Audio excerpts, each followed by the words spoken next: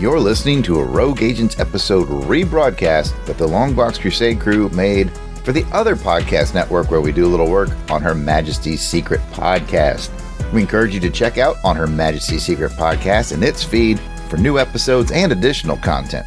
We hope you enjoy these older Rogue Agents episodes re-released here on the Longbox Crusade Network.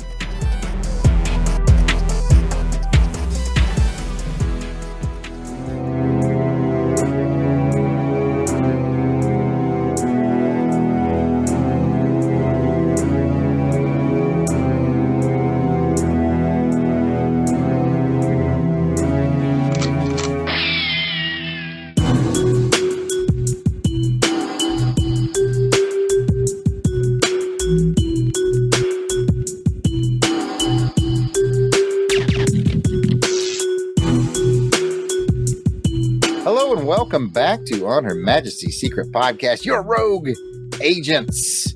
We got a bit of a film review for you on this episode, and everybody is really excited about it. We'll get to that in a minute, but first, Delvin, are you going to be okay? I am. I'm sorry. All right. Something's in my throat. Well, I was going to introduce everybody first, and I wanted to do a little change up. We usually ask, what's the most Bond-like thing you've done since last recording? This time around, gentlemen, I want you to think about this. So I'll start with Jason, because he'll have the answer off the top of his head. You guys can take a little time to think about it. For your eyes only. Okay. Correct. All right. Question number 2. No, I'm just kidding. The question this time around, gentlemen, as you introduce yourselves, is what is your favorite James Bond outfit? When did you think he looked the most baller, the most dapper? So, Jason, I will start with you. What do you think is your favorite outfit? And oh, by the way, don't forget to introduce yourself. Oh, hey, everybody. I'm Jason Weasel Skull Alberich, and I got put on the spot for this question. I need some clarifying. So you said the most dapper, like which one I think he looks the best? Yeah. You just think, or you just really like the outfit, whatever outfit you like the best, man. Or like the most bad A. Whichever way you want to go with it, man. Because I know you're thinking about that blue terry cloth onesie. Blue terry cloth onesie. Hey. Yeah, man. So, I mean, you can go wherever you want with this. Okay, I got it. This one's probably going to surprise you, but this is solidarity. Because as you may recall, and our listeners may remember, about a year ago, I took a trip to Scotland to attend a friend's wedding. And it was technically a Welsh wedding, but there were kilts involved. And I got to wear a kilt. And so as solidarity with my man, George Lazenby, I'm going to go with the kilt. Oh. And let me tell you, when I wore the kilt, it was not true. Did you write a little number 8 on your inner thigh just to complete the ensemble? I had to write it myself, but yeah, none of the girls would write it for me. Understood. All right, next up we have Delvin, the Dark Web Williams. I introduced you for you. Now all you got to do is tell us what you think is your favorite Bond outfit. I'll go back to the beginning when James Bond was first introduced. Him coming into the room like he did and how he was introduced was pretty much anything I think about when it comes to James Bond. Like, Sean Connery looking completely dapper, in the suit, owning the room with his presence. Absolutely. So I think that's a mood setter, and I think that's a good place. That's what I thought Bond was at his most dapper. Connery in the tux. You ever notice he doesn't have to ever stand in line? Like when he wants to go get his chips, he just walks right up and gets the chips and goes and sits down. Goes into a restaurant, sits right down. Doesn't have to, no reservation. Just That's a good point. People asking for his autograph. Excellent. Let's hear from Pat, DJ Christatos. Welcome back to the show. What's your favorite Bond outfit? We're going to go with Tactic LBC 35, Jarrod. Tactic LBC 35. Can I get a little more on that? Okay. Oh, never mind. I am going to choose, I'm with Delvin on the tuxedo. I really think that's really sharp, but I'm also torn between that and his naval outfit. Oh, in the Navy, I like that. Yeah, both are really sharp looking. Okay. On Bond. Pierce looked great in that naval outfit, man. Did every Bond wear the naval outfit? Negative. No Lazenby, no Dalton, no Craig. Okay. Which is a shame because I'd love to see Dalton in the uniform. Don't judge me. The first outfit that you went with, the series of letters and numbers, is that a T-shirt you can order from our website? Tactic B now, 35. What are you talking about? Yes, correct. You're probably just as confused as I was. Okay. Maybe Alan knows. Now, the line from the movie. It clicked in my head. Got it. I was slow. Alan was the only one who got it. Speaking of which, we have a very special guest with us. For some reason, he keeps coming back whenever we invite him. Ladies and gentlemen, it's not for the paycheck, I'll tell you that. That's right. We haven't paid him a dime. Yeah, it's Mr. Alan Porter. Alan, I know you've got thoughts on Dapper Bond outfits. I do indeed. My first thought was Connery's suit in Goldfinger, the three-piece grey suit. Oh, yes.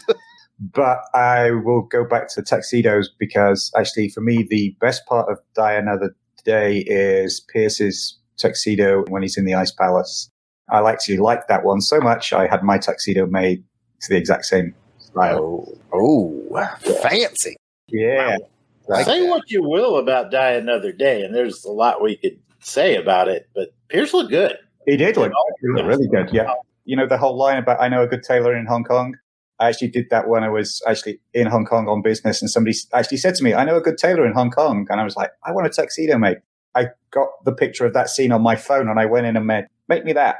Nice. And they did. It was awesome. It looks pretty neat. I have a tuxedo t-shirt. Yes, you do. If you actually want to compare my tuxedo to Jarrod's tuxedo t-shirt and vote on which one looks the sharpest, just look at the icons for the 6 of the best shows on the network. Yep. But in Jarrod's defense, the t-shirt was also made in Hong Kong. I'm sure it was. I just held up a picture on my phone. All right. And of course, I have Jarrod Alberich, a.k.a. the Art Sale Artist. And I want to give a shout out to Sir Roger's suit and jacket, Live and Let Die. When he goes to Harlem, the jacket's about knee length. It's a very sharp suit. He's got on some black leather, like driving gloves. He looks very sharp. So I just want to give him a shout out on that. Plus, all the safari suits are great. So with that, let's get into today's topic. Ladies and gentlemen. The clown outfit.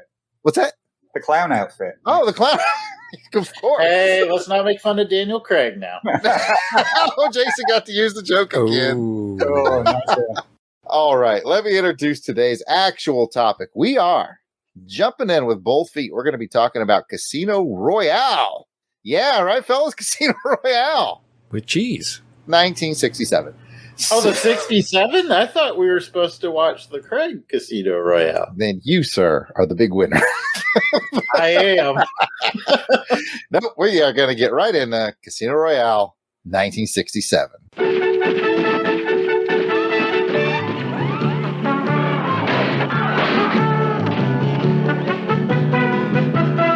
Casino Royale is too much for one James Bond.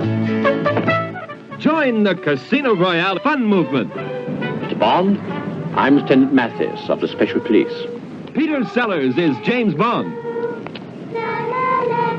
These are my credentials. They appear to be in order. Ursula Andress is James Bond. David Niven is James Bond. Woody Allen is James Bond. My doctor says I can't have bullets enter my body at any time. What if I said I was pregnant? Joanna Pettit is James Bond. Rather warm in here, don't you think? Cool it, Charlie. Casino Royale is too much for one James Bond. Orson Welles is the heaviest heavy of Smirch. Dahlia Lavey is James Bond. I'm the new secret weapon.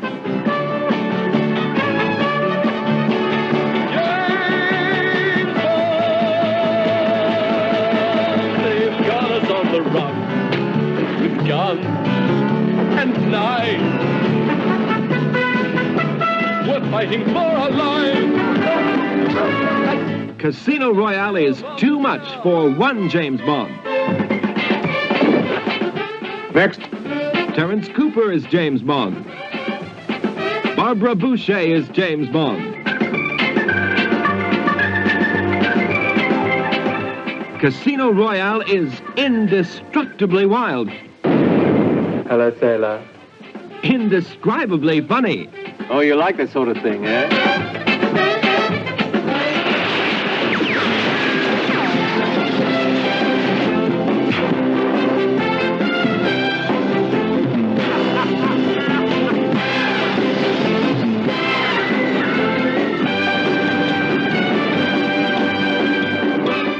the Casino Royale fun movement. And here's your summary, as written by me. Good luck summarizing. I was going to say, I can't I wait. think you're gonna like it's one little paragraph. You're going to like this. All right. Here we go.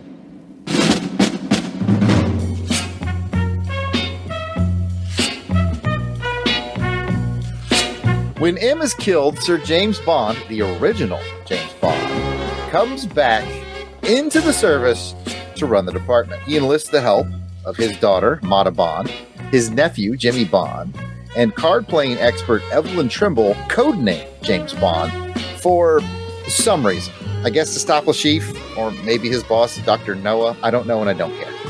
There's your summary. That's what I've got. And with that, Delvin, you look like you could say something. You could have shortened it further and just flushed the toilet. Woo! There's going to be a picture. Wait a minute now. I watched an over 2-hour movie, and all I got is a 2-sentence summary. You didn't see that coming, did you? I was hoping for somebody to fill in some blanks here. Yeah, well, that's what Alan's here for. We're gonna let Alan do a little deeper dive later in the show, but we're going to do what we always do. Okay, gentlemen, let's kick this off with a quick around the horn. Is this a first watch or a rewatch? Alan. Multiple rewatch. I don't know how many times I've watched this movie. I'm just a sucker for it. Poor bastard. Pat. It's a first time for me. Delvin, I know this is a rewatch. No, unfortunately not, Jarrod. It's a first watch for me, sir. Weasel Skull. I tried to watch it once before, got about 30 minutes into it and abandoned ship. So this is my first full watch. Yeah, I watched it 20 years ago, and this is my second watch. We're going to do a couple rounds of highs and lows. So, dig deep on them highs, boys, and, well, the lows are plentiful. But we are going to start with our guest, Alan. Round one, high, low, what the? The whole movie's a what the, so let's do highs and lows. What do you got? I'm going to start with a high, and it's the thing that introduced me to this movie. It's the music. Soundtrack album is one of my favorites. I love the theme song, The Look of Love, the general score that Burt Bacharach put together, Herb Alpert theme, Dusty Springfield with the song in the middle.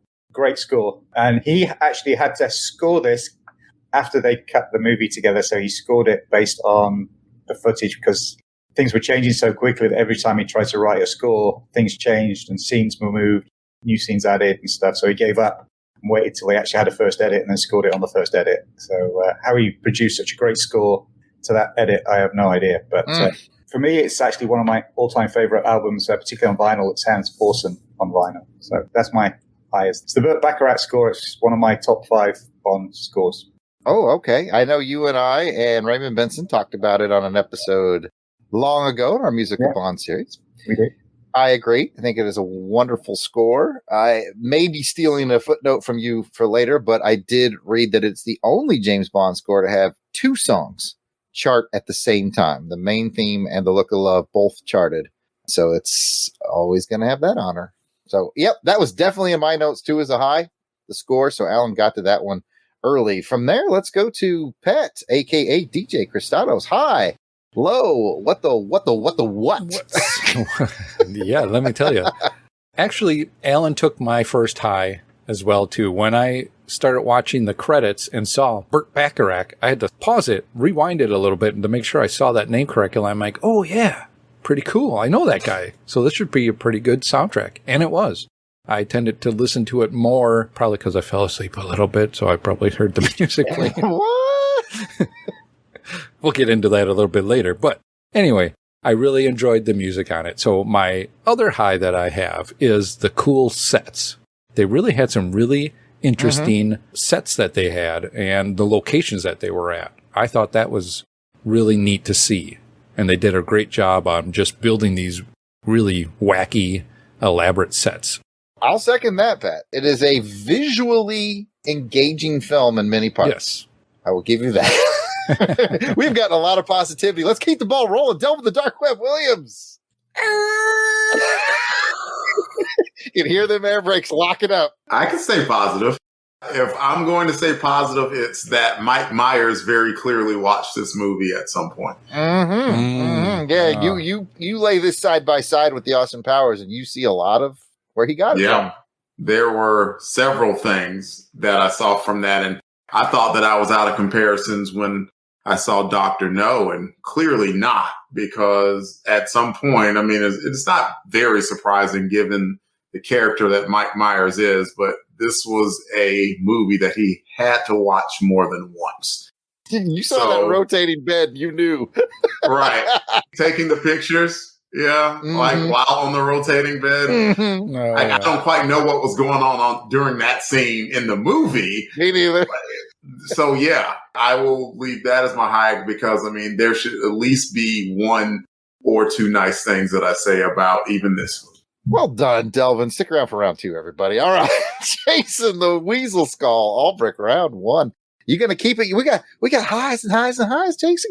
Can you dig deep and find one more? Or are you going to break the chain? No, I do have one more. I'm going to give a high to Woody Allen. I think I laughed exactly twice in this movie, and both times it was something that he said or did. The first one was when you first see him and he escapes the one firing squad and let him climb the wall and drop in front of the other firing squad. That was funny. That was legit funny. And then the second one was when he explained what his virus did, and it was make all women beautiful and make all men die who are above 4'7". That's like, respect, Woody. I liked it when he was miming. When he couldn't talk in front of all the things he was doing there was pretty good too. Yeah. So out of all of them, Woody Allen's the only one that I really found funny and entertaining in the film. So my high is to Woody Allen. Well, as we finish our first round, I'll sneak in a little bit here because I laughed out loud one other time I can think of. And it was when they were trying to figure out what to do with M's toupee. And she said we might just have to call it a heirloom. And I was like, oh my God. I heard it. I heard it. Only you would have laughed at that. And I was like, all right, that's a Jarrod joke right there. Just the fact that they were like befuddled of like, is it part of him or is it not part of him? That was funny. And then the heirloom just pushed me over. So anyway, we did a positive round 1. Let's get in round 2. Alan, you going to keep the positivity train rolling or are you going to take a hammer to this film? You're not going with your positivity. You're not allowed because you're the host, the one we were talking about before we went on air. Well, I leave it for you, sir, if you want it. Or I can do it at the end of this round if you want to do something else. Okay, I'm actually going to do what was for me a low, and I'm just going to contradict a couple of you guys because actually the one thing I hate about this movie is Woody Allen. Uh-oh, Jason, the Weasel Skull. It must be an American thing. I guess. Yeah. That is funny. There were some funny moments. I did like as you said, the firing squad one. I like the supposedly ad-lib joke about my doctor says I'm not allowed to have bullets into my body at any time. That's funny. The whole Dr. Noah subplot with him in it. Apparently, I'm just giving a bit of the backstory here. I'll go more into the backstory later. But one of the things was that when he was hired on to write for this movie, he was sort of also conned into he had to appear in it. It was another way of getting more money. He didn't really want to appear in it. And it is pretty obvious that he really doesn't want to be there. And a lot of the stuff that he wrote got rewritten. To be honest, I just don't find him particularly funny in pretty much any of his movies. So it's not my sense of humor. I just didn't get it. And I'm not a big fan of slapstick either. So his whole shtick didn't work for me at all. All right. Well, Alan, that explains why you don't like the Johnny English movies and I do. So we'll move on from there. Doesn't like slapstick. And I'm like, oh, that explains why he couldn't get through Johnny English Part 1. It's 90% slapstick. I watched more of Woody Allen than I did of the Johnny English movies. Oh, it hurts my heart, Alan. I thought we were going to bond over Johnny English, but it didn't work out. We'll have you back for that podcast. Anyway, Pat, you've been so patient for round 2. What do you got? Are you going to do a high or a low, or what you thinking, brother? I guess I'm going to say the low for me is I really didn't know what was kind of happening in this one. But it's I'm going to turn it into a high because I found that really funny because I'm like, I don't know what's going on with this thing. You know, the big beginning, he meets Mathis and then it just cuts to whatever. Okay. What's going on? I really felt like that was in there so they could be like, hey, everyone, seriously, Peter Sellers is in this movie. He's not going to show back up for another half hour, 45 minutes, but he's in the movie. Trust us. Well, yeah, that's what's crazy too. Then we go to this older Bond and I'm like, I don't know what's going on. Why is he older? And I got so many couple other questions about this film. Oh, right. Maybe you should save those for when Alan does his thing. You can do a question rounds with him. Okay, yeah, because I do have a few questions that have come up that had kind of piqued my interest in this. So, but yeah, I kind of felt, like I said, I fell asleep for a little bit. I was watching it late at night, and so I fell asleep. But then I woke up like when he's meeting his daughter. Matabon. So I had to go back and watch. I think I missed the piece between the queue area, and then it goes to that. So maybe 10, 15 minutes of the... But I don't think I missed anything. Not necessarily. There's huge jumps in this movie that just aren't there. So. Yeah, and was it me or maybe the version I watched towards the end? How did he get captured? Next thing you know, he's in the sports car and he's going to go off, and then boom, it just jumps to him sitting in a chair. Yeah, it didn't show, I don't think. Yeah, we'll talk about that when I get Okay. And then I started watching, I'm like, maybe I should have done a count of how many times his clothes change and the original Bond clothes change all the time. He had like 3 or 4 different changes of clothes just in the beginning alone. Not a lot of continuity in this movie, Pat. Still a fun time watching it, though. It's just so wackety that I enjoyed it. Well, speaking of wackety, let's check in with Delvin the Darkwood Williams on his round 2. Delvin, you look like you're mad at me. Makes my Goofy comic look pretty good, doesn't it? Yeah. So if we were going to do a bit at the start and you derailed it because you asked a question, my bit would have been, it's like, I'm recalling, my wedding day, and, my brother was my best man. And then, Henry was there, and there's TJ, and then there's Jim. Like, am I forgetting anyone who was there? You forgot me.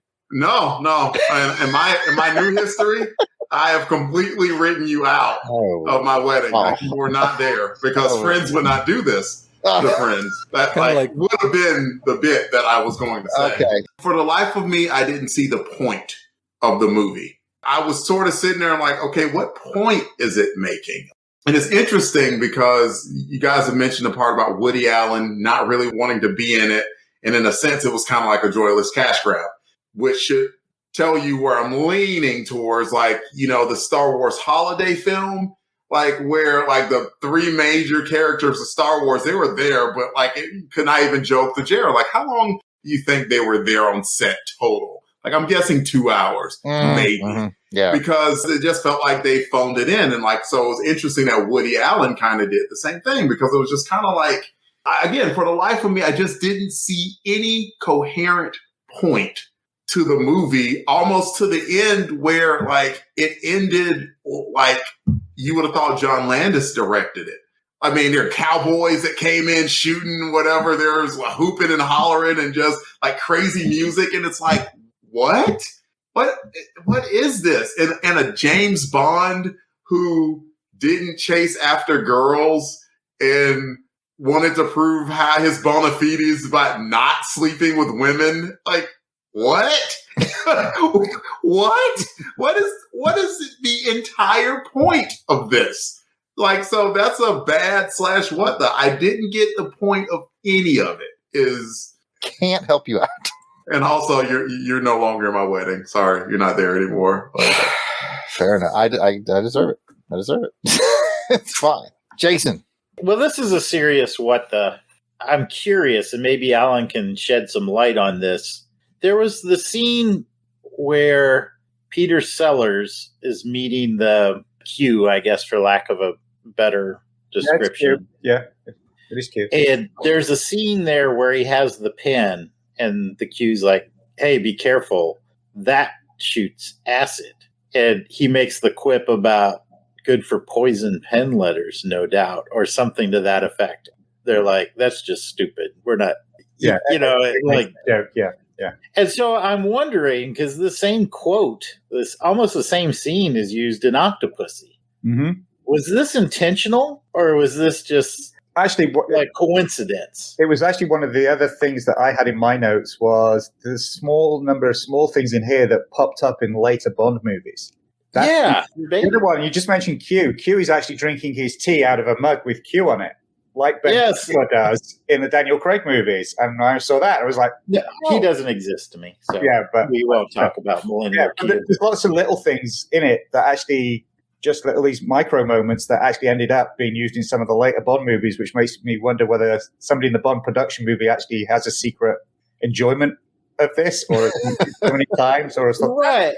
Yeah. It seemed ironic to me that the gag in Casino 67 was like, this pun is so bad. Yeah. That you can't use it in Casino 67. It's like too lowbrow for that's the gag. Right. And then you use it in Octopussy, yeah. But you're going to use it in Octopussy, right? Yeah. And gosh darn it, I thought it was funny when Roger Moore said it. I did too. Of course, I liked Heirloom, so, So anyway, that was kind of my what the moment. Like, I just wonder if Octopussy used this intentionally or not. Interesting question. Who knows? Maybe old Mickey G was a big fan of this or movie or something and squeeze these things in. I don't know, but I'm going to end the official rounds. I actually will do a high, even though there's plenty in this movie that, I don't know, I was telling Alan I'd seen it last 20 years ago. 2001 is when I watched it, and I just hated it. I just flat out hated it. And then this time around, I popped it in, I started watching it, and I was like, it's not as bad as I remember. This is better than I remember. And then it just it steadily does the nosedive all the way. And I was like, nope. By the end, I was like, nope, I still feel the same way. I genuinely just do not like it. I will not return to it unless I'm forced to for a podcast. But having said that, the one thing I noticed that has outdone every other Eon-produced James Bond movie, and I'm even going to include Never Say Never Again. This movie has more gorgeous women in it than maybe any movie in the history of the world. If only somebody here knew exactly how many gorgeous women were in this movie. 142. 142. Nice. Alan did the research. I counted them all one by one. Freeze, frame, pause. So you did like Moneypenny had to do with the Bond agents? Yeah. Over the course of a few painstaking hours. I could have actually just read a book about the making of Casino Royale. That scene with Moneypenny trying out those other agents was weird. It was kind of hot. I'm going to play this card too while I've got the mic. Sexiest Moneypenny ever. Boop. Drop the card right there. Oh, she was smoking. Beautiful. Yeah, absolutely. But thank goodness that, the new M/old James Bond absolutely wouldn't touch her under any circumstances. He's a professional. Well, he did kind of go in there and plant a big kiss on her, and then she was like, I'm actually Moneypenny's daughter. That was kind of funny. Yeah, it was like a gentleman's kiss, though, strictly professional. I'm picking up that Delvin likes his Bond to be a little more smarmy. all I'm saying is, if I had a job like that where I'm required to be fit and buff and look good in tuxedos, the last thing I'm going to be saying is yes, I'm taking this oath of abstinence. That's the thing that handsome, dapper, single Delvin is going to do on this dangerous job, is not sleep with women. What? No one would say that. Ever. And that was Delvin the Dark Players, ladies and gentlemen. So now we'll go into the fun facts. And let me tell you guys something. There's not a lot of fun facts to be found about this movie because the production was just riddled with problems. Starting with, we mentioned Woody Allen did not really want to be part of it. And they kept basically telling him, oh, we need you here for an extra day. Oh, we need you here for an extra day. We need you for another day. And he got so fed up with being strung along with when he would actually be done. At one point, he just got up, went to his hotel, got his bags, went to Heathrow, and flew back to New York. So in a huff, he didn't even change out of his costume. He left in his wardrobe from the set and flew home. That is some dedication right there. He'd had enough. As I'm quite certain Alan will go into in greater detail, you guys may have noticed, and maybe not, there was a little camera trickery going on, but Peter Sellers and Orson Welles never actually filmed a scene together. Apparently, Peter Sellers hated Orson Welles and refused to do scenes with him, even though he reportedly recommended him for the part. So I read a little behind the scenes about what might have caused that conflict, but I don't want to take too much from Alan and what he may have to say. So I'm going to let that lie. And if we intrigued. If we need to revisit that, we can, if that's not part of Alan's spiel for this evening. My final fun fact is no fun at all. I mean, Peter Sellers, as Alan is going to illuminate, really just was having a breakdown of sorts during this production. And at one point, he fired his gun into the face of Jacqueline Bisset. Just like, surprise, first shot, first take, just shot his gun. It had blanks in it. But Jason, you know from action film Face Off, when you fire a blank, does stuff actually come out of the barrel? Yes, it does. Very fast, very hot. Yes, she got her face peppered with the stuff from the barrel. Was not pleased and was very on edge anytime she had to do scenes with Peter Sellers after that. And that is a terrible fun fact, but it really sets the stage for how badly this production went. And with that wonderful build-up, Alan, tell us about the production of Casino Royale 67. Let us know what you've got, and then we can pepper Alan with questions. So a little background.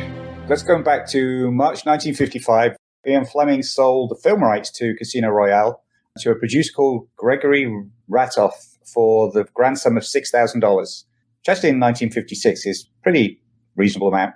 Ratoff commissioned a script from Lorenzo Semple Jr., who actually went on to write Never Say Never Again, as well as the Batman TV show, among other things. And he thought Bond was completely unbelievable and stupid. So he rewrote it with a version with a female spy called Jane Bond. Original, hey? So all this stuff recently about James Bond should be Jane Bond, there's nothing new in that. They were talking about that in 1956. And Ratoff passed away suddenly in 1960, and he had actually borrowed money to buy the rights from Ian Fleming. So the rights ended up with his creditors, one of which was a movie producer called Charles K. Feldman, who is the name that you see at the beginning of the movie as the producer of this version of Casino Royale. When this happened, Cubby Broccoli approached Feldman to buy the rights back, but he refused. Feldman went on to talk with director Howard Hawks to do a Casino Royale movie with Cary Grant as James Bond, but that sort of fell apart. Then after the success of Eon's Bond with Dr. No, he approached United Artists and Eon again about buying the rights, but they couldn't come to an agreement. So during this, a screenwriter called Ben Hecht produced multiple versions of potential treatments for this movie, mostly straight adaptations of the novel's plots and themes, really focused around the vice and gambling side. It was actually pretty brutal. If it had ever been filmed, it'd be the most darkest, most brutal Bond I think we'd ever seen on screen. It was very heavy on the sex and violence side, and they were actually kept swapping the lead character out. At some points, they felt it was too violent for the characters who actually be Bond, and it should be a New York card-playing gangster, and then it went back to being Bond. It was swapping backwards and forwards. While they were doing this, they kept trying to get Sean Connery or loan Sean Connery from Eon to be in it. And eventually they realized that they would never be able to actually get Sean Connery. So this screenwriter, Ben Hecht, came up with the idea that in the movie, they would actually give another agent the code name of James Bond and the number of James Bond to cover the fact that it wasn't Sean Connery, that this was a thing that would get passed from agent to agent. So you can blame the whole is James Bond a code name thing on this screenwriter, Ben Hecht. And he turned in a script and then 2 days later died from a heart attack. At which point his script was basically binned, and the only thing from his script that ever made it into the movie is the whole giving people the codename 007. While this was going on, Charles Feldman had actually reached out to actor Terence Cooper and had promised him the role of 007 in his proposed Casino Royale movie. And Terence Cooper was in the movie. He's the agent who doesn't sleep with women. He's meant to be sort of the straight-up version of James Bond. That was everything that was happening sort of the late 50s, like over a 10-year period between the mid-50s and the mid-60s. Around 65, Feldman had another talk with Eon about trying to see if Eon wanted to buy the rights or Eon approaching him. I think it was actually Eon approached him about buying the rights back, and they couldn't come to an agreement.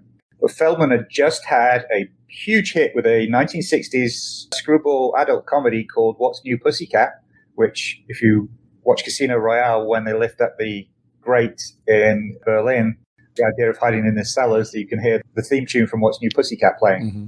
That movie starred Peter O'Toole, Peter Sellers, Woody Allen, and Ursula Andress, with a score by Burt Bacharach. See the connections here?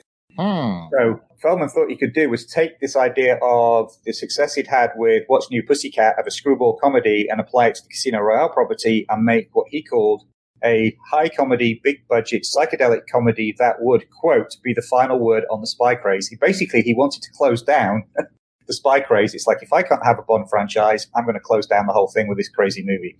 It took a good shot at it. Yeah, Yeah. close. Gave it all he got. Right. So when it comes to the plot, the original idea was to have 4 separate Bond mini-stories, each with a different version of Bond, each with its own director. So there would be 4 completely separate vignettes, each one being a different take on Bond. One would be the retired Bond, Sir James Bond, the David Niven character. One would be the more traditional Bond, which would be the Terence Cooper character. And then there was a story about a croupier who was recruited to play Le Chiffre and given the Bond code name. That was the Peter Sellers part. And the fourth one was going to be a female Bond, and Shirley MacLaine was actually attached to potentially play that role. And that morphed into the Martha Bond character in the final movie. So the idea was you had these 4 separate things, and that each director would tell their own separate stories about a different version of James Bond. But then at some point they felt a linking thread was needed to pull all these together, which is where the Sir James Bond, Vesper Lynd narrative was added to sort of try and bring them all together and make it into one sort of cohesive story. So that's why you've got 4 separate pieces, all done by different directors. It makes more sense now. So John Huston did the scenes of Sir James Bond and his house in Scotland. Director Kenneth Hughes did the Berlin scenes, the Martha Bond stuff. Joseph McGrath, who was Peter Sellers' first choice of director for his scenes, did some of his stuff until he and Peter Sellers got into an argument and Peter Sellers punched him. And then he was replaced by Richard Talmadge, I think he's pronounced, who did the whole big finale scene. And then Val Guest was brought on to do scenes, the Woody Allen scenes. Robert Parrish did the scenes with Peter Sellers and Orson Welles. You can see it was all just a mess. If you notice at the credits, it says, I think, additional scenes by Val Guest. Basically, he was given the job of trying to figure out a way of actually stitching it all together. I think contracted for 8 weeks and ended up working on it for over a year, just trying to make something out of the mess he'd been handed. But to go to Jarrod's point, the main drama was actually not on screen, but was on set, and it was mainly around Peter Sellers. Peter Sellers felt he wanted to play the character straight, even though he'd been hired to ad-lib his way through like he had done with What's New Pussycat.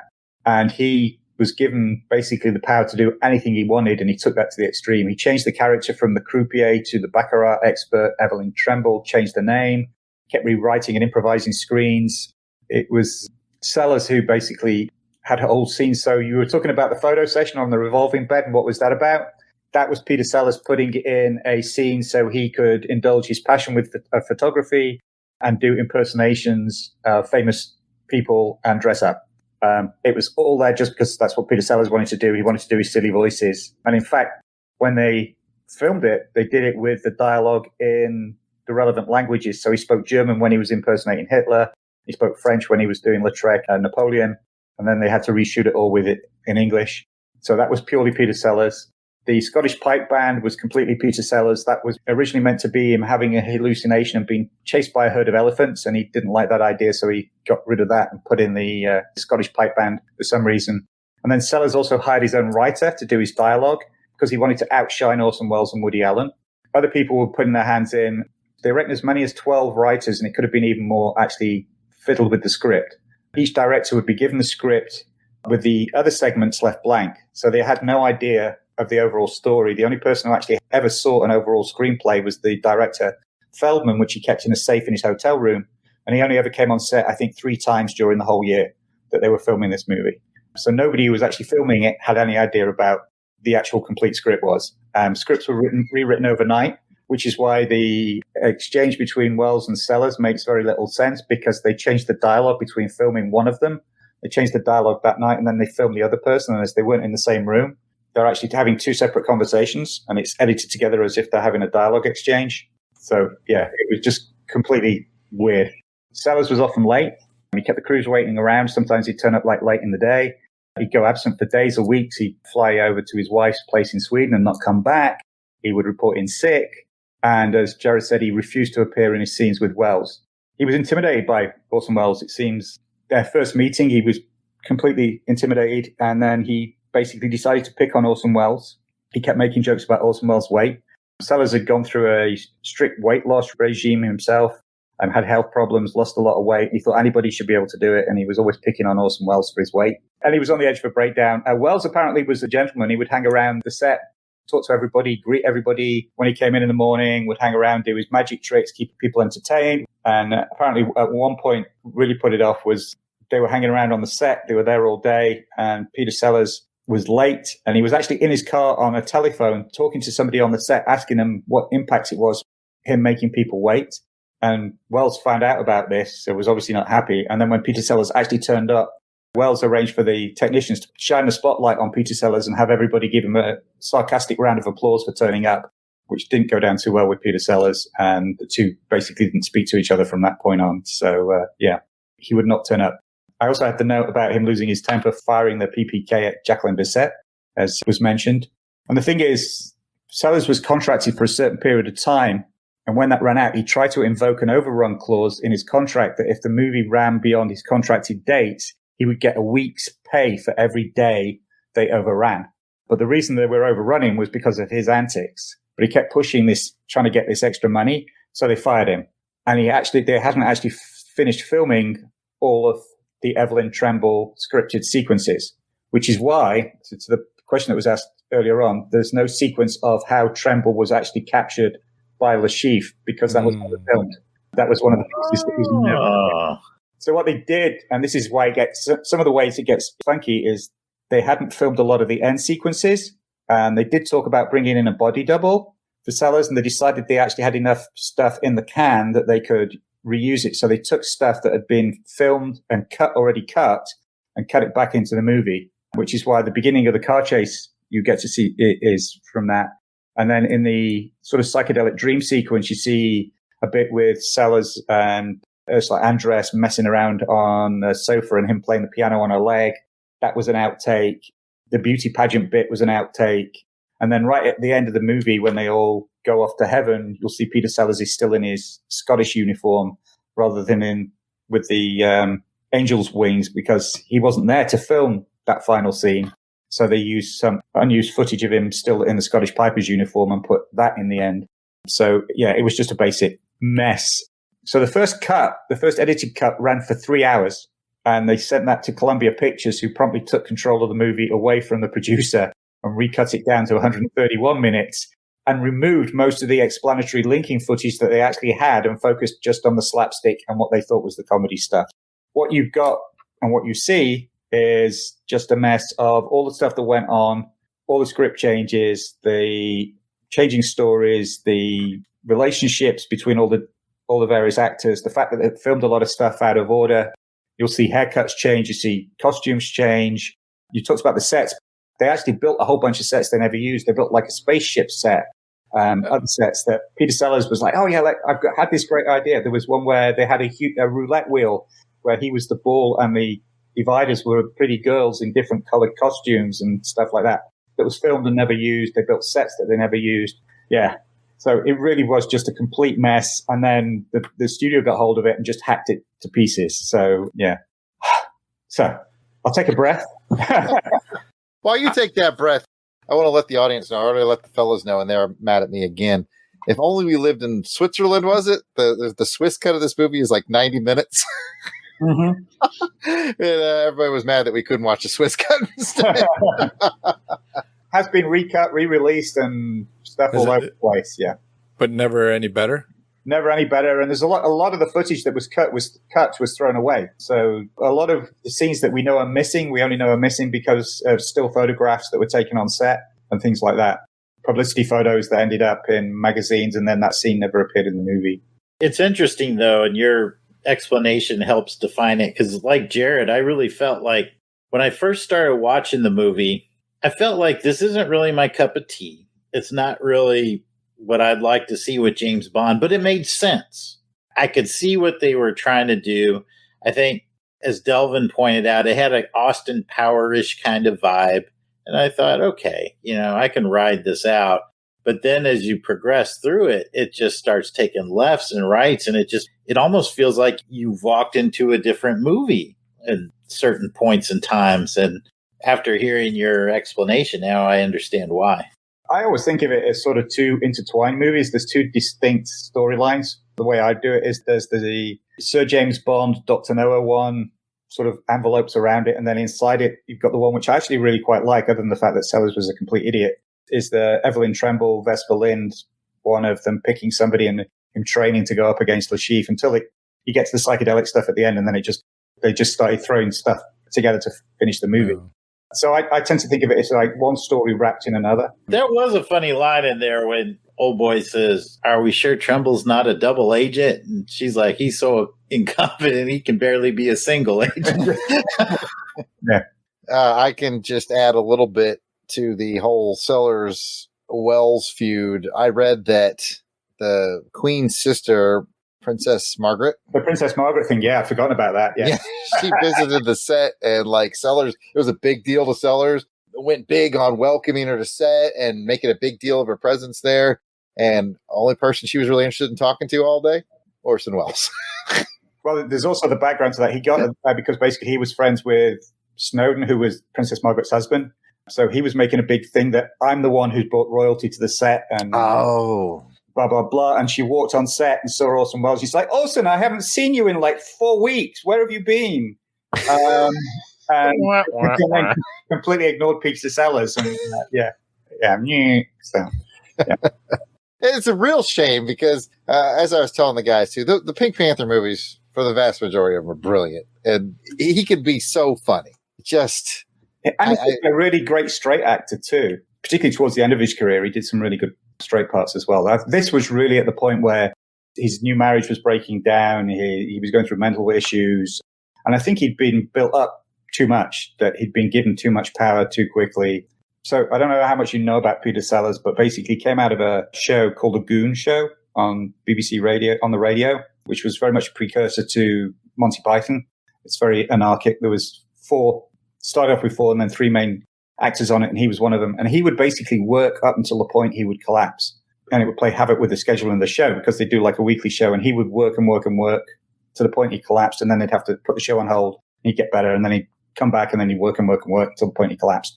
And that was the way he worked. And transferring that into the movie industry and all the additional hype and stuff that went on top of that, I think it just drove him to the point where he really just couldn't handle stuff anymore. That came out in so many different ways, and bad behavior as well, and bad marriages and stuff like that. But at this point, by the way, he was married to Britt Eklund from The Man with the Golden Gun.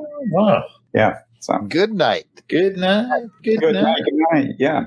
I do have a question, and this goes all the way back to the beginning of the movie, the first M. Who was that actor? His voice, M's voice, was so familiar to me. I want to say I know it from somewhere. That was actually the director. It was John Huston. Wow. Yeah. He must have a voice that, and I can't place it. That's the problem. Is I'm sitting in a lot of movies. He is in a lot of it. Yeah. I'll have to look up. I never went to look up on IMDb what other movies it was. So maybe from there I could probably picture his voice. But yeah, that was the director, John Huston. Yeah. He actually appeared in his own segment. I got a bad taste in my mouth from the moment they thought it would be clever to put a lion on the roof of the car and play the Born Free theme song. John Barry in there, yeah. Yes, the theme song written by John Barry, nonetheless. I was like, oh my. That was actually shot at a place called Longleat Safari Park, which I've been to a few times, which had actually only just opened. So that was part of the publicity deal that they did with Longleat, was if they included it in the movie, they would do some cross-promotion and stuff.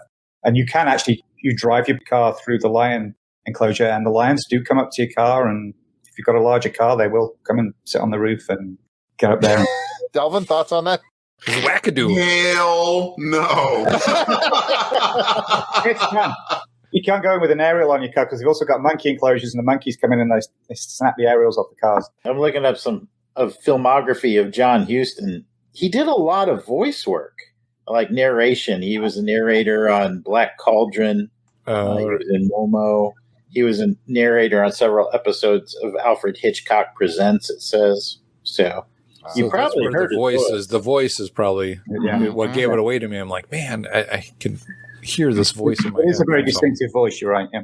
Delvin, you haven't had a chance to ask any questions. You got anything for Al? I actually don't. It went into explaining a lot of what I thought about the movie. It just felt like Frankenstein's monster. And that's exactly what it was. I mean, hearing all of the intricacies of why the monster became what it did, it's amazing that they even decided to produce anything to begin with, because it just sounded like an entire mess from top to bottom. Okay, I got to talk about Frankenstein's monster because you just mentioned him. Frankenstein's monster in the movie. There was I forgot Frankenstein. Yeah. Do you know who that was? Where's the office? Yeah. Do you know who that was? That's Dave Prowse, Darth Vader. That's his first movie. Hey. Wow, that's cool. The best thing is, he was actually hired to play a part called Super Poo. I just love to hear Super Poo in Alan's voice. It's my favorite. Super Poo, yes, which was basically a giant Winnie the Pooh, which Peter Sellers had in his part of the script, which was going to be part of Evelyn Tremble's hallucinations in being terrorized by a giant-sized Winnie the Pooh. After the whole Sellers debacle and they left and stuff, they decided not to do that. So Dave Prowse had basically been hired, hung around for 2 or 3 weeks to play this part that never happened, got sent home and thought his movie career had basically stopped before it started. And then he got a call to come back in. The guy who was going to play Frankenstein was sick and the costume just happened to fit Dave Prowse. So that was the start of his movie career. So, oh, man, you know he was walking around all ticked off, too. Like, I've been walking around in this red shirt, no pants all day. Yeah. I'm sure after just sitting there for 2 weeks doing nothing, he was like, oh, bother. Yeah. Oh, he's got poo jokes. You know, at the end of the day, it feels like, you know, you go to sort of these real sort of progressive meetings and the person in charge of the meeting goes, all right, there's going to be no bad ideas here. And we all know there's bad ideas, but like they actually took it to heart with him in this movie. Next time I've been to a meeting and somebody says that, I'd be like, anybody see Casino Royale 67? Has anyone ever seen Casino 67? Because I beg to differ. How much money did this make? I mean, did it? Yeah, it made top 10? Was it? So the official budget was $8 million. Officially, the spend was $11 million. But if you read some of the reports, the Feldman put in a lot of his own money, so they reckon it could have cost as much as $20 million to make. Because he was like giving away Rolls Royces to entice people to work on the movie. If you come and work on this movie, I'll give you a Rolls Royce. So he was like throwing money around left, right, and center. And I think it made $47 million. But it's been in pretty constant rotation on TV since and DVD sales and things like that. So I think it was in one of the top 15 movies of 60, or was it 67? Yeah, it was certainly in the top 20 in terms of earnings. It did pretty well. I can see where it's making its rounds now again. It's like, you can't believe what you're going to see in this movie. I dare you to. It's like one of those dare you not to laugh or dare you not to shut it off. Is this like in the same kind of category as, say, Rocky Horror Picture Show, where it's so bad that it becomes a cult classic? I mean, would you put it in that type of category? I don't know, cult classic, but yeah, there's a certain people who, like weird people like me, who actually enjoy, sort of appreciate it. I wouldn't say enjoy it, but appreciate it. I think the more people learn about what went on and why it is the way it is, there are so many little bits in it. Like, you know, I just talked about Dave Prowse. It was his first movie. This is the movie where Carolyn Monroe was discovered. Jacqueline Bisset was basically pulled out of the crowd in the casino scene and given the other role, and it sort of launched her career. You really dig into the people who are in it, and it's also full of so many British character actors who were like friends of Peter Sellers or new people on the production side who were in and out of it. If you know British TV and British cinema of the 60s and 70s, you can pretty much spot most of the cast. So it's got that sort of vibe to it as well, of playing Where's Waldo, of picking out who all the actors are. So yeah, I think it's sort of got a growing appreciation for why it is the way it is and what it did for a lot of people's careers and set them up and launched a lot of careers. It's almost like Apocalypse Now, where there's a movie about making the movie. You know, there's so much drama about making the movie. It's almost the director I mentioned who pulled it all together. He actually says that in one of the, I think it's the interview on one of the DVDs. He actually says that somebody should make a movie about the making of Casino Royale. Well, until they make that movie, there's only one thing left to do, and that's score it. So, do we really have to? So get out your martini glasses, gentlemen. We score things on a scale of 1 to 7 martinis. 7 means you loved it. It shook your martini. It was delicious. And 6 was, I liked it a lot. 5 was, I liked it. And 4 was, it was good. And 3 is okay. And 2 is, and 1, it stirred your martini. We can't have that. So that's our scale of 1 to 7. And then after you reveal your score, I'm going to put you an on-the-spot question. So prepare yourself. Alan Porter, as our guest, gets to go first. 1 to 7 martinis for this film. What do you give it? So like I said to you before, you said several times that I enjoy this movie. I don't enjoy this movie. I appreciate this movie. Fair enough. I think there's a lot going for it. I tend to watch it like once every couple of years, not once every 20 years. And I've often ranked it as sort of my middle of the pack guilty pleasure Bond movie. So based on that, I'm probably going to give it 3. Woo! 3 martinis from Alan. And your on-the-spot question, Alan. Casino 67 or OK Connery? Which one? Oh, Casino 67. All right. We've got the Alan's answers in. Pat, 1 to 7 martinis. Well, I am we'll start off with this. I'm at 1 right now for the music. Okay, fair. 2 for the sets. Mm-hmm. And 3 because just the wackiness of it. So I'm with Alan at a 3. Wow. All right. Will I watch it again? Maybe not every year or so, but get on the Jarrod 20-year plan. Yeah. Delvin, give us your solitary martini. Yeah, I'm not gussying this up. Here's the worst thing about it. It didn't do anything for me. I sent you guys a message. I'm like, okay, I'm about an hour, 18 minutes in, and I'm waiting for the movie to start. It was just a series of strung along things, and it evoked no emotion out of me. And that is a worse sin than anything else. How can you put together something for 2 hours and it not even evoke an emotion other than like, holy cow, what's the point? I kept just watching it like a train wreck. I'm like, oh my God, what's happening now? Like, believe it or not, I came in with zero expectations. I heard the Twitter comments and and it's terrible and ha ha ha, and you can't wait to watch. I'm like, I know nothing about it. I've seen, the Daniel Craig Casino Royale, but that's, I knew that wouldn't have much to do with this movie. And it had a little bit to do with it.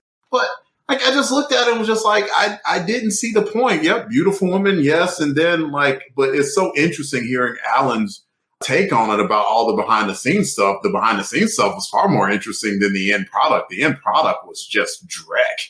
It didn't do anything for me. And that's why it gives me a 1. Answer your second question. It's OK Connery because, heck, at least OK Connery was more self-aware that it was a joke.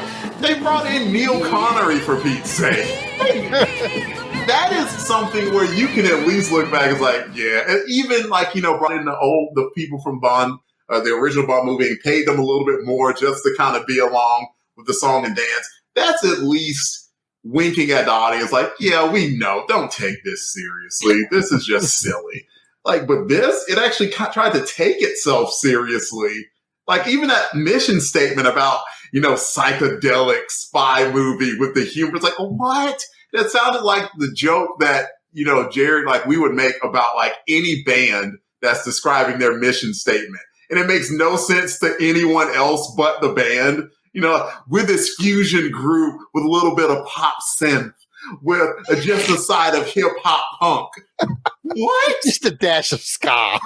Yeah, what does that mean? And then they're playing a remake of Freebird. What? That's what this was. It tried to take itself seriously, and it was just, ugh. Understood. Weasel Skull, 1 to 7. And then you're way in on the Casino 67 versus OK Connery. Man, after Delvin's rant, I feel like the poor sucker that had to go after Martin Luther King on the I Have a Dream speech. So, hey, everybody. Traffic, am I right?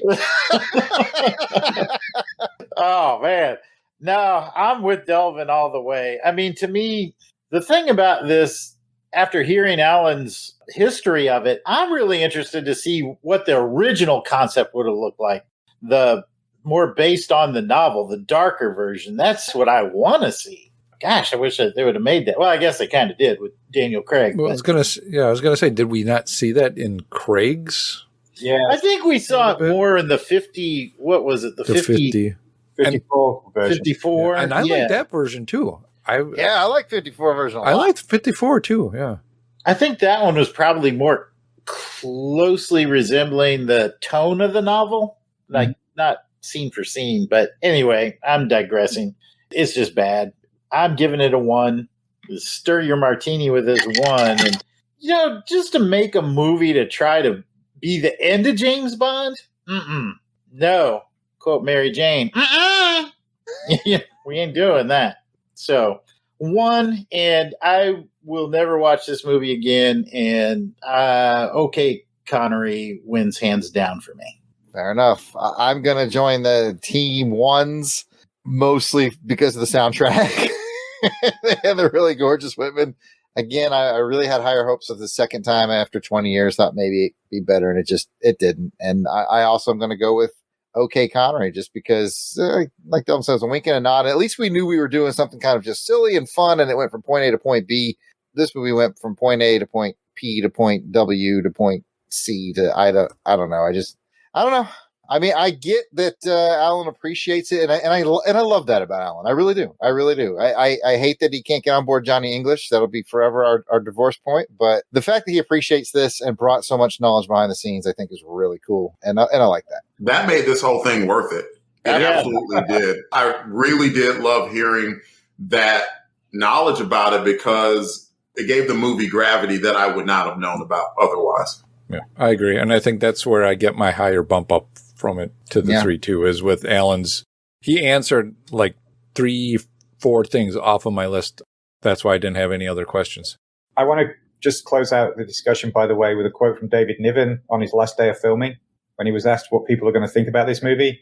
And he said, it's either going to be a bucket full of fun or the biggest F-up since the flood. I think, fair enough, David Niven. You called it, David. Okay, Connery.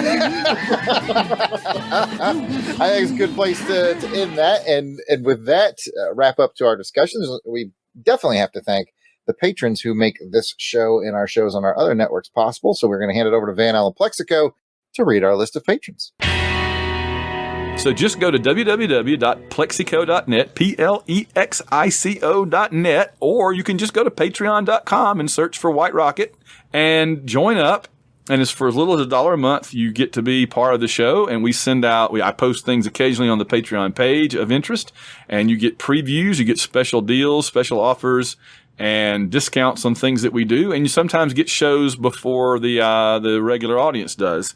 Here are the fine folks who are currently keeping our programs on the air that we owe everything to. Samuel Salvatore and Bart Lindsay, Bradley Blackman, Brian Gray, Chris Usher, Gary Grant, Logan Chilton, Phil Amthor, Richard Stevens, Steve Trawick, Susan Trawick, Tom Anderson, Willie Carden, Ann Kanjian, AU Falling Up, Ben Bloodsworth, Clay Henson, Dan Thompson, Daniel Odom, David Evers, David Hegler, Emmanuel Seaman, George Gaston, Jacob and Robin Fleming, James Greenwell, Joel Beckham, John Otsuki, Catherine England, Kevin Smith, Mickey B, Phil Davis, Preston Settle, Reynolds Wolf, Rich Reimer, Steve Harlan, Timothy, WDE Ritchie, Wes Atkinson, William Morgan, Wilson Beard, Winston Body, Alex Nguyen, Blake Heron, Boris the Tiger, Cato the Barner, Chris Hilton, Chris Thrash, Colby Butler, Danny Flack, plus Darius Benton, David Simpson, Di Bama, Earl Ricks, Eric Mahan, Hugh Anderson, Josh Teal, Kevin Kenoy, Kevin Mahan, Lane Middleton, Mike Finley, Papa Todd, Randall Walker, Rob Morgan, Ross, Russell Milling, Shannon Butson, Sarah Hines, Shane Bailey, Snowdog, Stephen Houston, Tim Pittman, Todd Gray, Tony Perry, Auburn Elvis, Ben Amos, Brandon Sisson, Brandon Smith, Chris Camo, Darren Pyle, David Smiley, Donnie Reynolds, plus Ivor Evans, James Taylor, Jason Alberich, John Stubbs, John Zavachin, Joey Miller, Joseph Iliff, Justin Bean, Lawrence Kane, Mark Squire, Matthew Flowers, Mick Vijakana, Nicholas Craig, Patrick Williams, Paul Bankson, Robert Drain, Robert O. Sammons, Russell Souther, Ruth and Darren Sutherland, that's the truth, Ruth, Spanky, Stephen Thompson, Trevor Johnson, Kenneth Brent Raines, Brent Rumble, and Chris, plus our one-time and anonymous donors. We thank you all so much. Go to www.plexico.net or just go to www.patreon.com and sign up and join the family. Okay, that brings us to the end of this episode of On Her Majesty's Secret Podcast. If you'd like to hear more from us in the realm of comic books, TV shows, action films, all kinds of cool stuff, you can check out the Longbox Crusade. Pat, where might they find Longbox Crusade? Well, Jarrod, I am glad you asked. You can find the Longbox Crusade at www.longboxcrusade.com. We're also on Twitter, Facebook, and Instagram at Longbox Crusade. Come check us out. Back to you, Jarrod. Awesome. And at this point, I got to do one more thing. Everybody needs to listen to this sweet, sweet promo for a sweet, sweet book that's out there.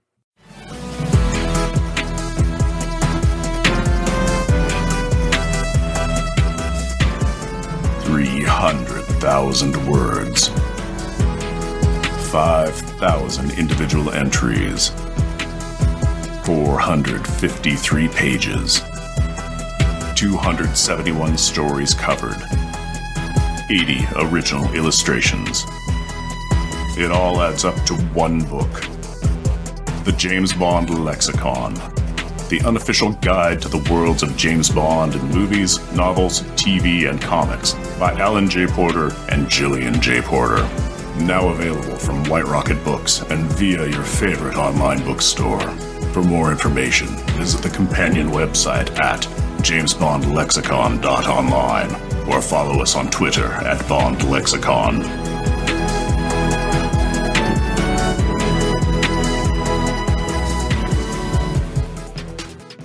And now that we're back from that promo, let's talk to Alan Porter and thank him once again for being our guest here tonight. Alan, where can people find you if they want to find out more about you or your books, all that good stuff? You can find out more at jamesbondlexicon.online for all the latest stuff around the James Bond Lexicon book. Thanks to all those folks who already purchased a copy. And if you have, we'd love to see a selfie of you sort of with the book. We're putting a reader's gallery together on the webpage, so please send those in. You can follow us on Twitter at Bond Lexicon and at Tumblr and Instagram at James Bond Lexicon. Awesome. Pat, where can they find you? Well, Jarrod, I'm glad you asked. You can find me on the Twitter at Christatos01. Delvin. You can find me on Twitter at DEE_RAY1977. Jason. You can find me at Weasel Skull on Twitter or at Jason Alberich on Facebook and Instagram. And I am, of course, at Yard Sale Artist, Twitter, Facebook, Instagram. It is all at Yard Sale Artist. And I want to thank the lads for taking on another dangerous mission for this episode. We did it. We did it, team. We have knocked out Casino Royale 67 and OK Connery. PTSD, post-traumatic smirch disorder. That's what we got going on. Awesome. And thank you again, Alan, for bringing your appreciation, almost said love, but your appreciation for this film to the show and giving us the behind the scenes. No problem. Fun as always. I don't know why I just keep coming back. But don't know either, but we love having you. And that is it to everybody out there in listener land. But don't you worry, Her Majesty's Secret Podcast will return. We will be back on next episode with Jason's Choice.